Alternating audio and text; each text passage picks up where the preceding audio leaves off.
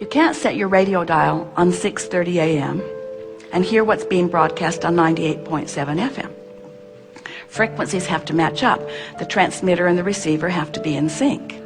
So let's say that you have several subjects that you are focused upon, and on one particular subject that you've wanted a lot about, you now have managed for a little bit of time to focus more inside the vortex, and so now things are moving along for you in a better way.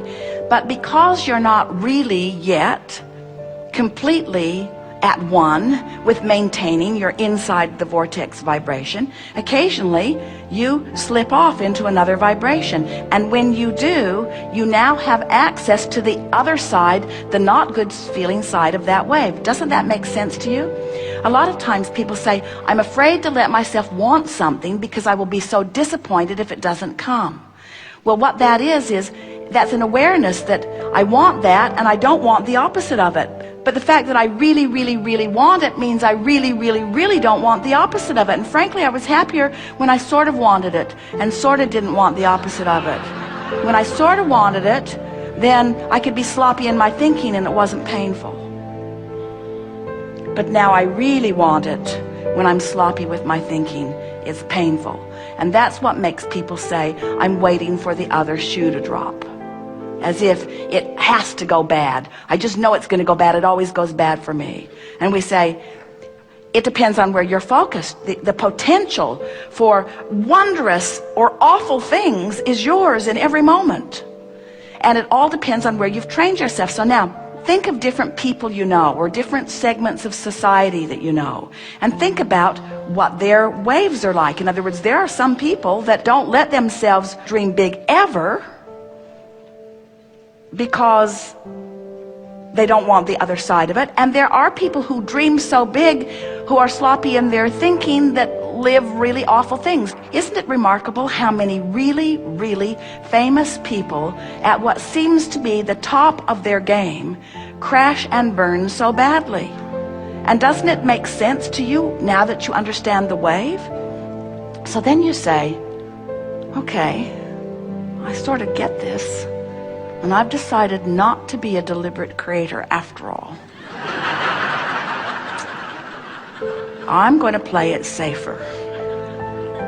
I'm just going to want a little. And we say, we should have told you sooner, but you now know too much. You can't go back. Life is parlaying you into fantastic things, you see. So what we're really talking about here is you got to focus. You got to focus, because what's coming to you is coming in response to your allowance. And here's the thing that makes what we just said to you interesting and funny, but different than the way we were playing with it. And here's what we mean by this. You've already played your hand. You've already been living your life. You've already been asking and asking and asking and asking and asking and asking and asking. In other words, you've already put who you really are over here in this vortex of creation, and you really have no choice other than to get up to speed with who you are. So what you just said to us is, well, I've been letting myself get up to speed with who I am, but now I'm worried because I can't maintain it. And we say, you got to practice that. You'll crash and burn a few times, but all that'll do is make you more determined to focus until you'll reach the place where it will matter to you that you focus inside the vortex. Give us more. I don't have little desires. I have huge desires. Yes. So I see them starting to happen. And Yes. I have friends and family start calling me and has that, oh, how we're so excited, and can you give us an update? And I try to just stay away because I can feel their anxiety. Here's the thing. This will help you a lot. If anybody's having an anxiety, it's because they're looking for the manifestational evidence. And this is a really good idea for you to hold relative to where you're at. This is the precise piece that will soothe this for you. This vortex of creation, it's the vibrational foundation for all of the good that manifests. And when you have full view of it, that's when you feel utter faith, because that faith is knowledge in something not yet seen. And the reason you can't see it is because it's pre-manifested. But there is so much that is wonderful that is pre-manifested that you can feel.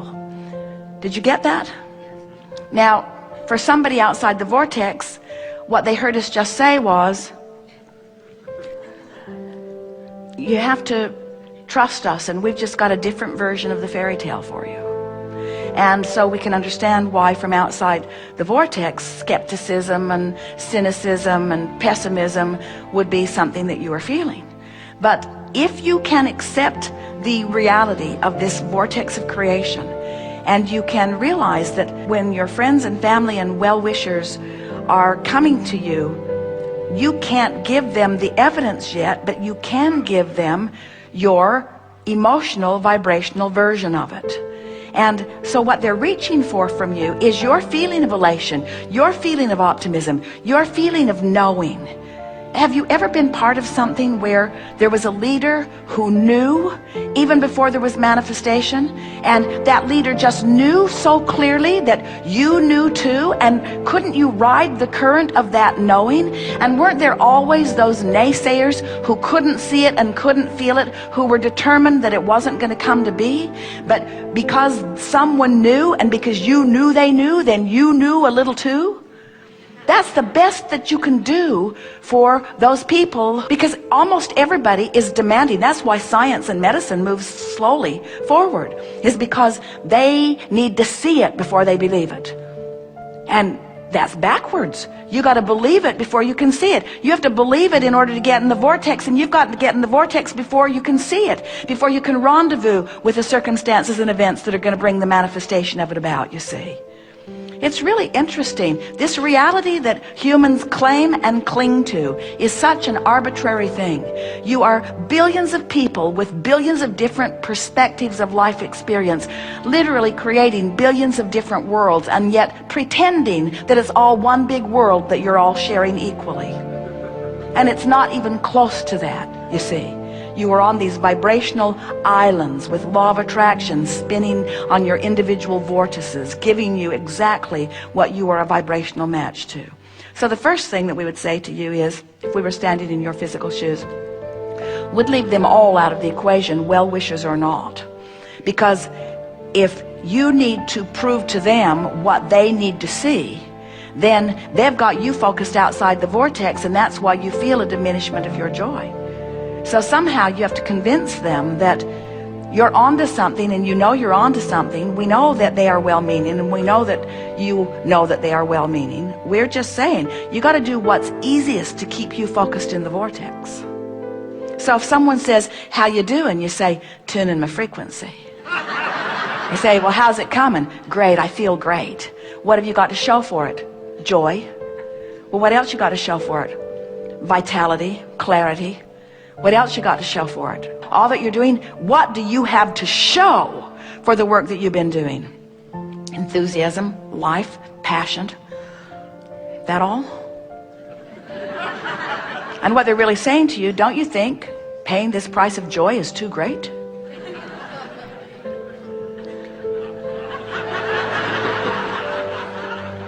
Someone might even say to you, well, you seem really, really happy, and you seem like you've got the world by the tail, but I don't see any evidence of well-being in your life. And you say, wait, everything I want is because I think in having it I will feel better.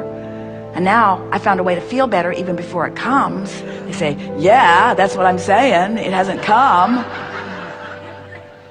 What a lot of people on this path say is, all the things I thought I needed to manifest in order to be joyful, I felt joy before they manifested. But then they manifested. In other words, they can't not come.